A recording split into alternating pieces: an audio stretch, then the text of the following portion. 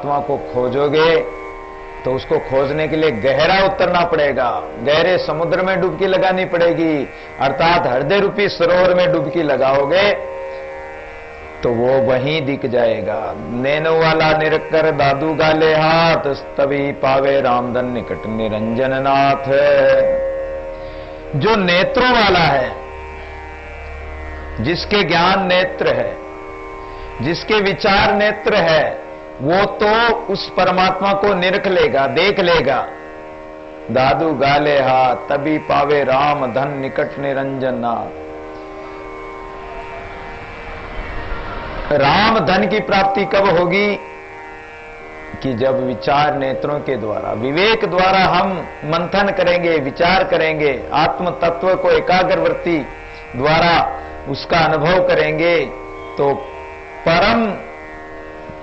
पर ब्रह्म परम तत्व की प्राप्ति नाथ, वो ये जीवात्मा के पास में ही है, कहीं दूर नहीं है। नैनव बिन सूझे नहीं भूला कतू जाए, दादू धन पावे नहीं आया मूल गमाए। अब आपके पास में अगर धन पड़ा हो लेकिन आपको आंखों से नहीं दिखाई दे, तो आपके पास में धन रहते हुए भी आप नहीं देख पाओगे कि मेरे पास धन है। तो नैनो बिन सूझे नहीं, वो परम धन राम धन अपने घट में ही है, पर नेत्र नहीं है। बिना ज्ञान विचार नेत्रों के उस परम धन को, राम धन को नहीं देख सकते हैं। भूला कतू जाए, और इसलिए ज्ञान विचार नेत्र नहीं होने से हम भूले भटके फिर रहे हैं। दादू धन पावे नहीं आया मूल गमाए। दादू जी महाराज कहते हैं कि वो परम धन प्राप्त नहीं होगा। और आया मूल गमाए, तो आया था इस काम को सेवा कारण साज, दादू भूला बंदगी सराहने एको काज। अरे परमात्मा की बंदगी को तो तू भूल गया और संसार के कर्मों में लग गया, बेकार के कार्यों में लग गया। मेरो धन मेरो धाम मेरो पशु मेरो ग्राम भूलियो फिरत है। तू तो भयो बावरो बिकाई गई बुद्धि तेरी, ऐसो अंध ग्रह कुपता में तू परत है। सुंदर कहत ये जो है काज को बिगाड़ के एकाज क्यों करत है।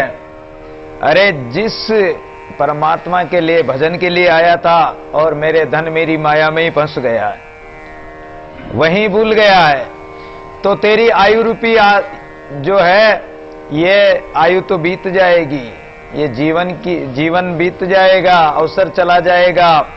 तो आया मूल गमाई, मूल जो परमात्मा था, भजन था, वो तूने आयु को भी खो दिया, भजन को भी खो दिया, कुछ नहीं कर पाया। मूल परमात्मा को ही खो दिया, अर्थात जैसे आया खाली हाथ वैसे के वैसे ही चला गया। जहां आत्म तय राम है, सकल रया भरपूर, अंतर्गत ल्यो लाए रो दादू सेवक सूर। जहां आत्म तय राम है, आत्म अपना आत्म स्वरूप, जीव आत्मा जो है ईश्वर का अंश है। ईश्वर अंश चेतन अमल सहज सुखराशि, ईश्वर अंश जीव अविनाशी, ये अविनाशी जीव है, उस आत्म स्वरूप परमात्मा का ही स्वरूप है, उसी का अंश है।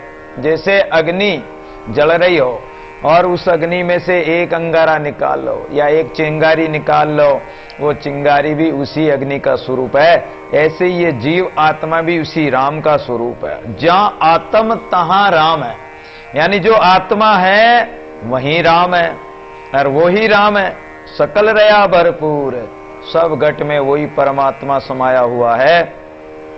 मणिगणा इव सूत्र मणिगणा इव, जैसे माला के अंदर मणियां तो अलग अलग दिखाई दे रहे हैं, लेकिन जो सूत्र उसमें धागा है वो हर मणिया में पोया हुआ है। उसी प्रकार परमात्मा हर घट में समाया हुआ है। अंतर्गत ल्यो लायरों दादू सेवक सूर है, इसलिए अंतर्गति अपने अंतर आत्मा में और आत्म भाव से और उस परमात्मा में ल्यो लय लगाएं। दादू सेवक सूर, जो सच्चा सूरवीर होगा, सच्चा सेवक होगा, वो सूरवीर बनकर जैसे भक्ति क्षेत्र में उतरता है रण क्षेत्र में सूरवीर लड़ने के लिए उतरता है, उसी प्रकार ये संत सूरवीर भक्ति के क्षेत्र में उतर जाते हैं, फिर पीछे का कोई सोच नहीं करते हैं। ऐसे सूरवीर संत होते हैं। पहले लोचन दीजिए पीछे ब्रह्म दिखाए, दादू सुजे सार सब सुख में रहे समाय। पहले लोचन दीजिए। आप परमात्मा से प्रार्थना करने लग गए कि हे प्रभु, अगर हम आपको देखना चाहें तो हम कैसे देखें? आप कह रहे थे कि आपकी आंखें है ही नहीं, नैनव बिन सूझे नहीं, हमारे नेत्र ज्ञान विचार के नेत्र है ही नहीं, तो हम किन नेत्रों से देखेंगे? कैसे देखेंगे उस परमात्मा को? आपको आपका दर्शन कैसे करेंगे?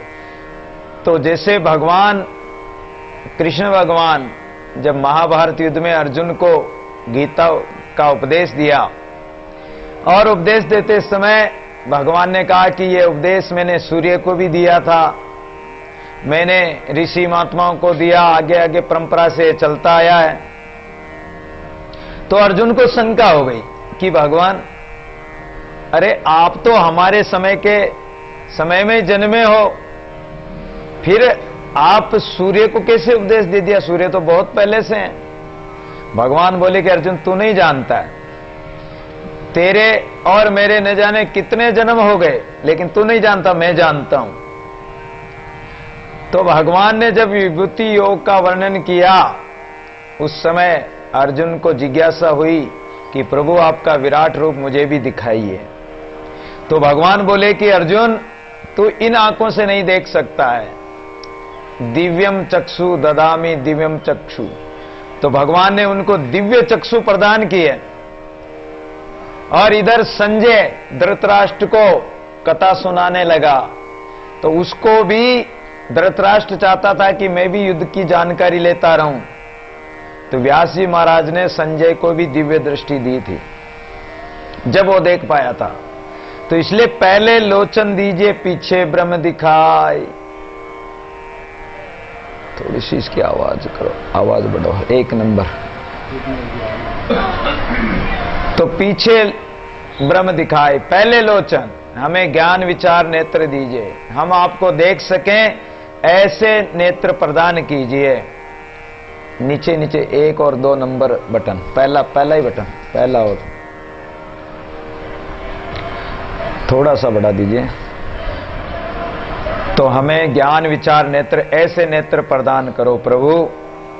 पीछे ब्रह्म दिखाए, पीछे आप का स्वरूप दिखाओ। दादू सूजे सार सब सुख में रहे समाए। फिर तो हमें सार स्वरूप परमात्मा सूझने लग जाएगा, दिखने लग जाएगा। सुख में रहे समाए, सुख के सागर जो राम है, फिर तो उसी में जाकर मिल जाएं। ज्ञान विचार नेत्र उर जिनके, सत्य स्वरूप ही भासे तिनके। जिनके उर नहीं ज्ञान विचारा, ते नहीं देखे सिरजनहारा। तो ज्ञान विचार नेत्र होंगे तो परमात्मा हमें दिख जाएगा, और अगर नहीं होंगे तो हम अंधे ही हैं, अज्ञानी प्राणी हैं, कैसे दिखेंगे?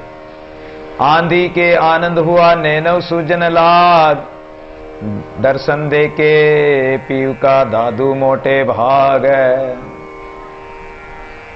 आंधी के आनंद हुआ, हम ज्ञान विचार नेत्रों से हीन थे, क्योंकि अभी कह के आ रहे हैं कि हमारे नेत्र जो ये चरम नेत्र है, ये वर्ण को देखते हैं, रंग रूप को देखते हैं, गोरा काला देखते हैं, स्त्री पुरुष देखते हैं, संसार को देखते हैं। और परमात्मा अगर हमें ऐसे ज्ञान नेत्र प्रदान कर देंगे तो हम जो अंधे थे, हमारी जीव आत्मा जो अंधी आत्मा थी, उसको आंखें मिलने से वो आनंद स्वरूप हो गई। नैनव सूजन लाग, फिर तो हमें इन नेत्रों से दादू नैनव उलटकर इन नेत्रों को ही उलटना है, और अन्य नेत्र हमें नहीं चाहिए। इन नेत्रों को उलटकर देखने का जो हमारा जो मानस है, देखने का एक तरीका है, उस तरीके को उलटना, उसको पलटना है। इन नेत्रों से जिन हम विकारों को देखते हैं, संसार में विकारमय और देखते हैं, उन विकारों को हटाकर और ज्ञानमय देखना है, परमात्मा को देखना है। दर्शन दे के पीयू का दादू मोटे भाग। ठीक है, ठीक है। तो पिया परमेश्वर के दर्शन करेंगे। और कौन करेंगे? जो बड़े भागी होंगे या हमारे बड़े भाग होंगे, तो परमात्मा का दर्शन हो जाएगा। एक बार कोई सूरदास जी थे, तो सूरदास जी किसी गांव में रहते थे। गांव में रहते जब भिक्षा लेने जाते थे, अब कोई लोग 1 पैसा दिया, कोई किसी ने 2 पैसा दिया, किसी ने आना दिया। इस प्रकार उस समय जो पैसा चलता था उसके अनुसार उनके पास में जब बहुत पैसा हो जाता तो उनकी वो मोहर बना लेते थे। जैसे पैसों से रुपया बना लें, रुपयों से, सिक्कों से हम 10 रुपए, 100 रुपए, 50 रुपए या 500 रुपए, 1000 रुपए, 2000 रुपए ऐसे बना सकते हैं। तो ऐसे ही उन्होंने पैसे इकट्ठे कर करके और क्या बना लिया? मोहरें बना ली। बहुत सारी मोहरें हो गई।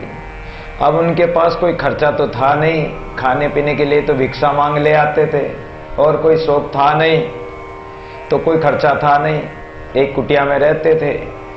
एक बार क्या हुआ, उन्होंने कुछ लोगों को अपने पैसे उधार दे दिए। अब सोचा लोगों ने कि महात्मा के पास पैसे तो है ही, तो बहाना बनाकर महात्मा जी से प्रार्थना की और महात्मा जी को बहला फुसला कर, महाराज जी आप कहोगे जब दे देंगे, आपके जरूरत पड़ेगी जब दे देंगे, महाराज जी हमारे फसल आने वाली, महाराज जी हमारे ये होने वाला, दे देंगे महाराज आपको जब चाहोगे, जब कहोगे जब। अब मीठे बोल बोलकर महाराज से पैसे ले लिए। महाराज ने भी बोरकत चालू कर दी, तो उनके बोरकत चलती थी, कोई ब्याज दे रहा, कोई मूल दे रहा, कोई क्या चलता रहता था उनका खर्चा पानी। बहुत सारे पैसे इकट्ठे हो गए। अब महात्मा जी के पास पैसे इकट्ठे हो गए तो कुछ चोरों को पता लग गया कि भाई महात्मा जी बोरकत करते हैं, तो महात्मा जी के पास पैसे तो बहुत है। तो चोर आ गए, 4 चोर आ गए, और वो चारों चोर आकर रात्रि के समय में थोड़ा सा भेष बदल लिया, बढ़िया पगड़ी वगड़ी बांध ली, बढ़िया जरी के कपड़े पहन लिए, बढ़िया सी सफेद धोती पहन ली, बढ़िया मोचड़ियां पहन ली। अब सूरदास जी को तो वैसे दिखता भी नहीं है, लेकिन आने जाने वाले व्यक्तियों को तो पूछ ही लेते हैं कि भाई ये कौन है, कहां से आए, इस प्रकार। तो वो आए और उन्होंने 5-5 रुपए भेंट चढ़ाई। लो महाराज जी, सूरदास जी महाराज, ये 5-5 रुपए भेंट है। अरे भाई रामकाओ कहां से आए हो? कि महाराज हम तो जम्मू कश्मीर की तरफ से, इधर काबुल की तरफ से, उधर से आए हैं, और हमारे उधर तो महाराज बहुत कुछ मेवा, मिष्ठान, अखरोट, काजू, बादाम, दाख वगैरह, किशमिश वगैरह, केसर ये उत्पन्न होता है। हमारा देश महाराज बहुत धनवान है। अरे रामकाओ, आज दिन तक किसी ने 1 रुपया ही नहीं चढ़ाया और आपने तो 5-5 चढ़ाए। बोले महाराज हमारे वहां कोई कमी नहीं है, महाराज कभी हमारे उधर भी कृपा करो, हमारे उधर भी हमारे घर को पवित्र करो, पधारो। महाराज ने कहा कि ठीक है, विचार करेंगे। अब उनको विश्राम दे दिया, भोजन करा दिया, रात्रि में विश्राम कर रहे थे। अब महाराज से फिर बातें करते हैं। महाराज आपके इधर तो सूखा इलाका लगता है, यहां आपके पास क्या होगा महाराज? यहां आपको कोई भेंट भी बहुत कम चढ़ाते होंगे महाराज, लेकिन फिर भी आपके पास जो भेंट चढ़ाते तो थोड़ा बहुत पैसा तो इकट्ठा हो गया होगा। अरे आपके पास तो थोड़ा ही होगा, हम आपको बहुत सारा और दिला देंगे, वहां उगाई करा देंगे, ये करवा देंगे, इकट्ठा करके दे देंगे। हमारे उधर चलो, हमारे देश में चलो। अब उनकी लालची पूर्ण चिकनी चुपड़ी बातों में महात्मा जी आ गए और सूरदास जी बोले कि अरे भाई चलेंगे तो सही, लेकिन हमारे पास तो इतना पैसा तो मेरे पास है, और कुछ पैसा जो बोरकत में दे रखा है, तो बोरकत का पैसा इकट्ठा कर लेते हैं। तो उन चारों ने कहा कि महाराज आपके पास जो पैसा वो तो हमारे पास रख दो और जो बरकत है वो पैसा इकट्ठा कर लो, फिर हम यहां से चल पड़ेंगे। अब जो महाराज के पास था वो तो था ही, बता दिया उन्होंने बातों ही बातों में कि इतना पैसा है। और जो बरकत के थे तो लोगों से कहने लगे कि अरे भाई मेरे जो पैसे दो, अरे ब्याज नहीं दो तो कोई बात नहीं, मूल तो दो। तो जिनसे जितना था उन्होंने, किसी ने मूल दिया, किसी ने नहीं दिया, किसी ने ब्याज दिया, किसी ने क्या दिया, जैसे तैसे आधा पैसा आया आधा नहीं आया। लेकिन सूरदास जी ने सोचा कि चलो कोई बात नहीं, वहां चलेंगे काबुल की तरफ, तो वहां तो खूब पैसा ही पैसा हो जाएगा। ये थोड़ा सा पैसा इसको अगर नहीं दे तो नहीं दे, कोई बात नहीं। चोरों ने महाराज को और बहका दिया कि महाराज ऐसा है कि रास्ते में कहीं चोर डाकू मिल जाए तो ये आपके पास जो धन है, इस धन की पोटली को हमें दे दो, अपन साथ चल रहे हैं, आपको तो दिखता नहीं, कोई खोस के ले जाए तो चोरों ने वो ले लिया, पोटली हाथ में आ गई। अब क्या था, अब दो चोर आगे चले गए और पत्थर फेंकने लगे, कोई ईंट फेंके कोई पत्थर फेंके। एक चोर बोला जो साथ में चल रहे थे कि महाराज शायद कोई चोर डाकू आ गए, पत्थर फेंक रहे हैं, और आप ऐसा करो कि इस पेड़ के नीचे खड़े हो जाओ और ये धन जो है मैं इस पेड़ के ऊपर लेकर चढ़ जाता हूं, तो अगर कोई चोर आए तो आपके पास जो गेडिया है, इस गेडिया से उसको मारना। अब बेचारे सूरदास जी को दिखता है नहीं, गेडिया घुमा रहे हैं कि मेरे पास कोई आना नहीं तो मैं डंडा मार दूंगा। अब चोरों ने क्या किया कि वो बड़का पेड़ था, पेड़ पे चढ़े और बड़की पेड़ की जो शाखाएं, लंबी लंबी शाखाएं होती, तो वो शाखा पे जाके और नीचे उतर गए। और वो दो तो पहले ही दूर चले गए और दो वहां से 9 2 11 हो गए। अब सूरदास जी वहां घुमा रहे हैं, क्योंकि रात्रि में निकले थे, दिन में तो कोई देख ले, तो रात्रि में निकले, तो जब तक वो सुबह सवेरा हो गया चोर तो चले गए लेके, जो मूल धन था वो तो लेके भाग गए। अब सूरदास जी वहां लकड़ी घुमा रहे हैं, गांव के जो ग्वाल बाल, गांव के लोग जंगल पानी जाने के लिए आते हैं उधर ही, तो देख मेरे पास मत आना नहीं तो मैं डंडा मार दूंगा।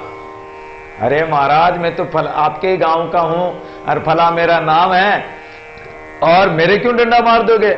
अरे कि चोर या चोर छिपे हैं, चोर हमारा धन लूटने के लिए आए हुए हैं, इसलिए तू देखें चोर कहां है।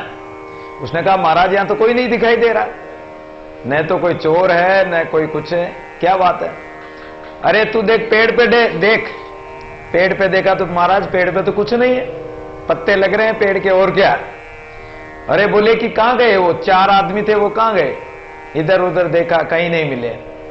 तो नैनव बिन सूझे नहीं भूला कतू जाए, जिसके ज्ञान विचार नेत्र नहीं, आंखों से दिखाई नहीं देता, तो जो मूल धन था, कमाया हुआ धन था, वो धन भी चला गया और ब्याज में रोते रहो, फिर कुछ भी नहीं रहा। तो ऐसे ही हमारी स्थिति है, हम भी ऐसे ही, आंखें होते हुए भी हम भी अंधे हैं, हमें सूझता नहीं है कि अच्छा क्या बुरा क्या, पाप क्या पुण्य क्या, सार क्या असार क्या, मिथ्या क्या सत्य क्या है, ये हमें पता नहीं पड़ता।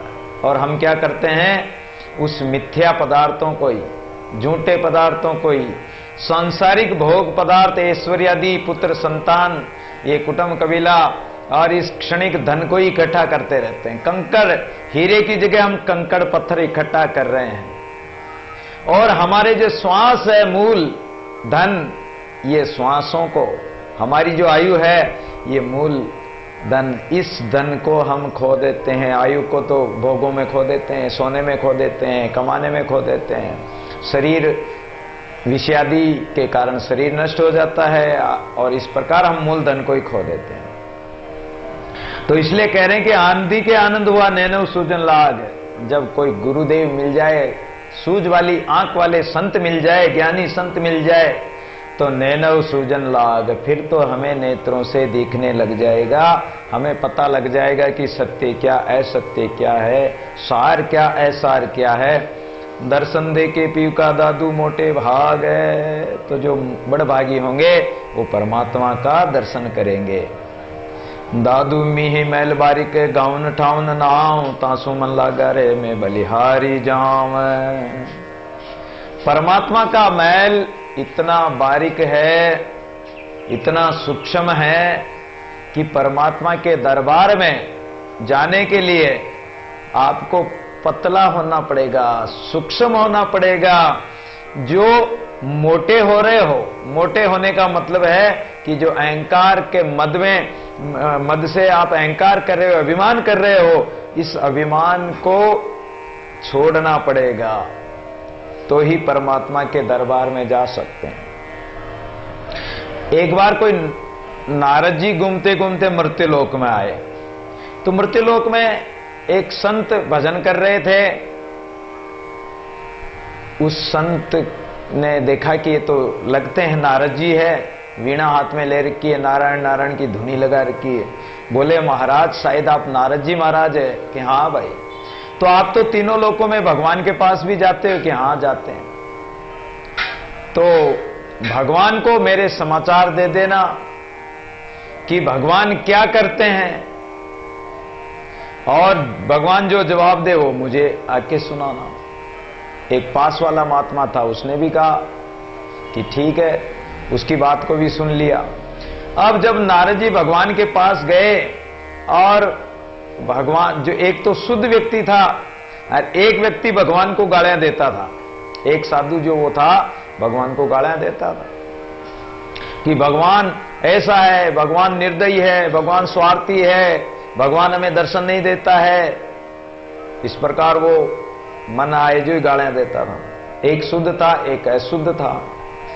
अब दोनों की बात को लेकर नारद जी भगवान के पास पहुंचे, तो भगवान को पूछा कि भगवान, उन्होंने ये बात पूछी, तो भगवान ने कहा कि तुम दोनों के बीच में जाकर दोनों को अलग अलग ये बात पूछना कि एक टीला है जिसमें एक सुई गाड़ रखी, सुई बहुत छोटी होती, और उस सुई के नाके में भगवान, उसने कहा था ना भगवान क्या करते हैं, तो बोले कि भगवान जो है उस सुई के नाके में हाथियों को निकाल रहे हैं।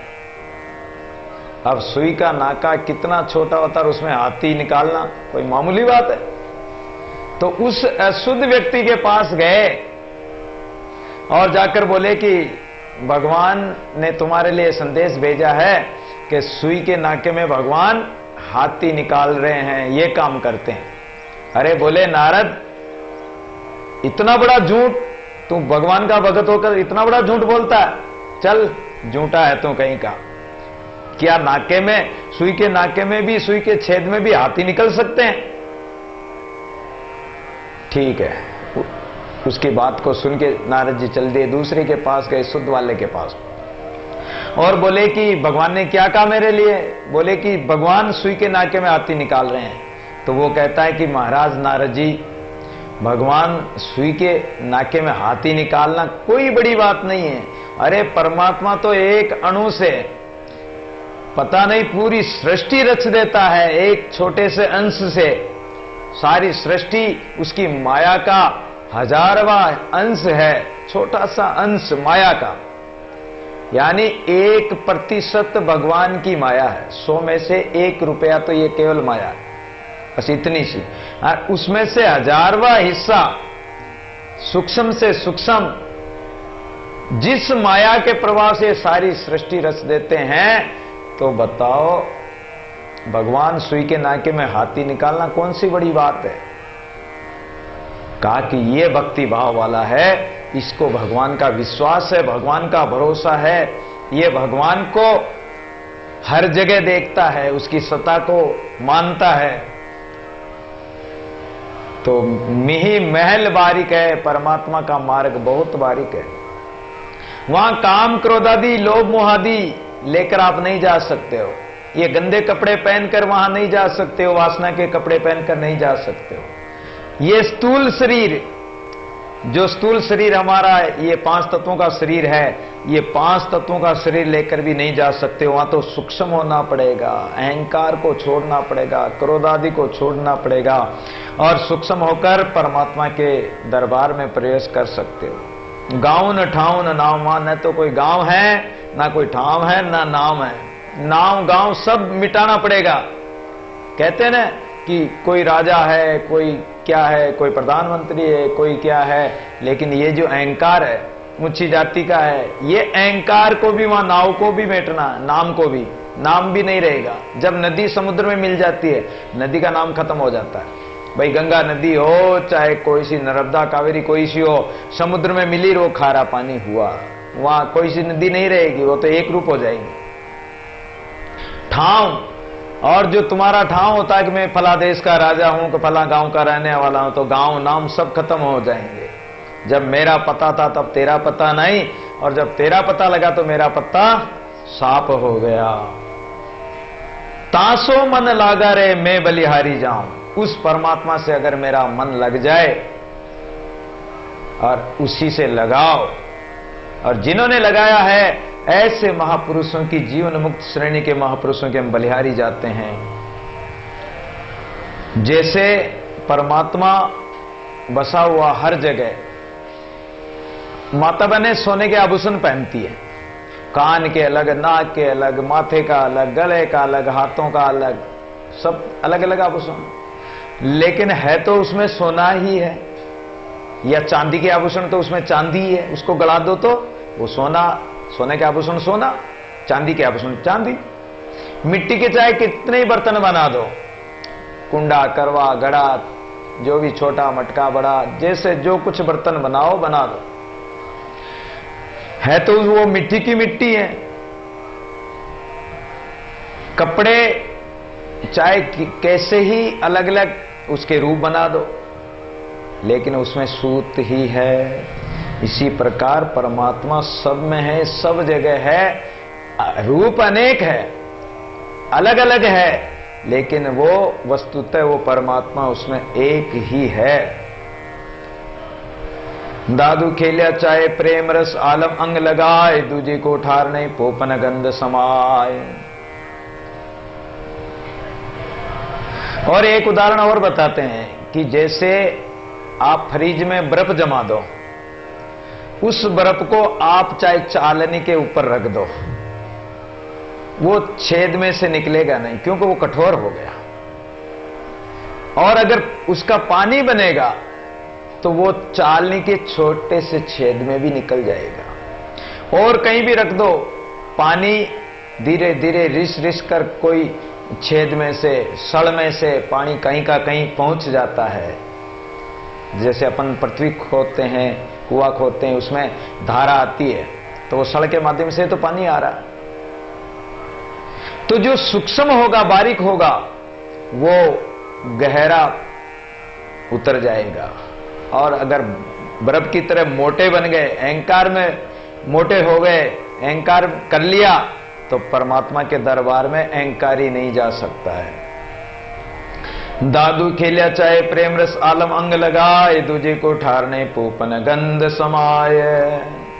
अगर परमात्मा से खेलना चाहते हो, परमात्मा के साथ प्रेम रस की क्रीड़ा करना चाहते हो, तो आलम अंग लगाए, दूजे को ठार नहीं पोपन गंध समाए। आलम, वैसे तो आलम कहते हैं कि संसार को, तो समष्टि और व्यष्टि, तो ये जो आलम सृष्टि है, ये संसार दिखाई देता है, इस संसार को जो समष्टि है, जो व्यष्टि है, उसको समष्टि परमात्मा में मिलाना पड़ेगा, अर्थात इसको सूक्ष्म करना पड़ेगा, इसका त्याग करना पड़ेगा, इसके अहंकार का, इसकी वासना का त्याग करना पड़ेगा, इसकी आसक्ति का त्याग करना पड़ेगा, तब परमात्मा अंग लगाए, तब अपने स्वरूप में लगाएगा। दूजे को ठार नहीं पोपन गंध समाए। भक्त के हृदय में कोई दूसरा घुस ही नहीं सकता है, दूसरे को ठार है ही नहीं, जगह है ही नहीं वहां। जैसे गिलास में अगर पानी भरा है, आप अगर कोई दूसरी वस्तु डालोगे तो वो वस्तु या तो जो भारी होगी जो उसमें रह जाएगी, हल्की होगी वो निकल जाएगी, या तो पानी निकल जाएगा, ये आप जो डालोगे जो निकल जाएगा। जो पहले ही भरा हुआ है तो उसमें दूसरा और कुछ नहीं भर सकते हैं। जो परमात्मा का प्रेम भरा हुआ है तो फिर संसार की विषय वासना नहीं भर सकती। पोपन गंध समाय, जैसे पुष्प होता है, फूल, उसके अंदर दूसरी गंध नहीं समाएगी, उसमें जो गंध भरी हुई है वही गंध भरी रहेगी। जिनके हृदय में परमात्मा का प्रेम है, उसके हृदय में संसार का रस फीका होगा, वो नहीं समाएगा। नाई वेकर नाम ले कुछ न कहाई रे, साईं जी की सेज पर दादू जाई रे। और नाई वेकर नाम ले, परमात्मा का नाम सुमिरन करते हैं, तो भजन करते हैं, क्या चाहते हैं कि हमारे संतान हो जाए, हमारे धन संपत्ति हो जाए, हमारे सुख संपत्ति आ जाए, हम ऐश्वर्य आदि से भर जाएं, हमारे कोई रोग न हो। सैकाम भावना से हम भजन करते हैं, पुण्य करते हैं, कोई दान पुण्य करते हैं, तो उसमें भी भावना रखते हैं कि हमें स्वर्ग मिल जाए, हमें सुख मिले, तो बदले में हम कुछ न कुछ चाहते हैं और कुछ करते हैं। तो क्या करते हैं कि हम भगत हैं, हम साधु महात्मा हैं, या हम फला जाति के हैं, या हम ऐसे व्यक्ति हैं, रूपवान हैं, धनवान हैं, पहलवान हैं। तो ये जो अहंकार है, 8 प्रकार का मद जो अहंकार है, इस अहंकार को लेकर हम अगर भगवान का भजन करते हैं तो वो भजन नहीं है, वो सच्चा भजन नहीं है। भगवान कहते हैं कि यदि तू मुझको चाहता है तो इन सबको छोड़, और मुझसे कुछ चाहता है तो इन सबको छोड़ दे, मैं सब कुछ दे दूंगा। लेकिन अगर मुझको चाहता, मुझे ही चाहता है, तो फिर ये नहीं मिलेगा, और ये चाहता है तो फिर मैं नहीं मिलूंगा। अगर परमात्मा से आपने कुछ मांग लिया, धन मांग लिया, संतान संपत्ति और संसारिक कोई भी वस्तु मांग ली, तो भगवान आपके भजन करने के बदले में दे तो देंगे, लेकिन फिर भगवान नहीं आएंगे। इसलिए कहते हैं कि